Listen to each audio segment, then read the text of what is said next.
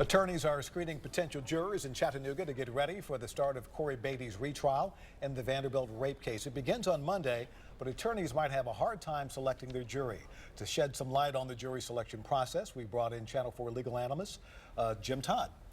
Good to see you. Good to see you. As always. So let's talk about this jury selection. How difficult is it to seat a jury in such a high-profile trial where you're going to have to be sequestered for a couple of weeks? Well, sequestration is the tougher issue because you're asking someone to be away from their family and their job for up to a week.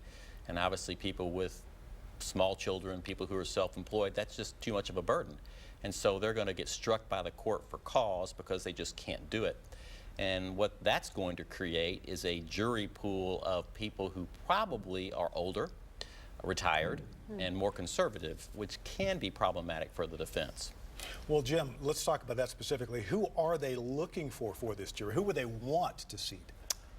Well, I think generally speaking, the rule of thumb is that the prosecution always wants somebody who's conservative. Now, what's your definition of conservative nowadays? I don't know, but usually it's someone with a job, with a family, stable, been living there a long time. Defense attorneys usually look for someone who's more socially oriented, more liberal, social workers, younger people, people with more open minds perhaps. What happens if you can't find enough people for this jury pool? You start over. I think the pool was 160 people. They only need to get 14 out of that, so your odds are pretty good. I think a lot of people were sent home today on the cause issue because they just couldn't do it. Ultimately, each side has a number of what we call strikes, where they can strike a juror or proposed juror because they don't like them for some reason. And obviously those reasons can't be for race or ethnicity or anything like that. And so I think ultimately with that large of a number, they're going to come back with 14 jurors. Give us a peek, if you can, behind the curtain.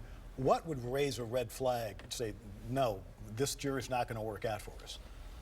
Well, if I'm a defense counsel, I'm not going to want anyone who has a husband or a wife or a relative in law enforcement. I'm not going to want to have anyone who has a daughter in college, that type of thing, because I think they're going to be more sensitive to the issue.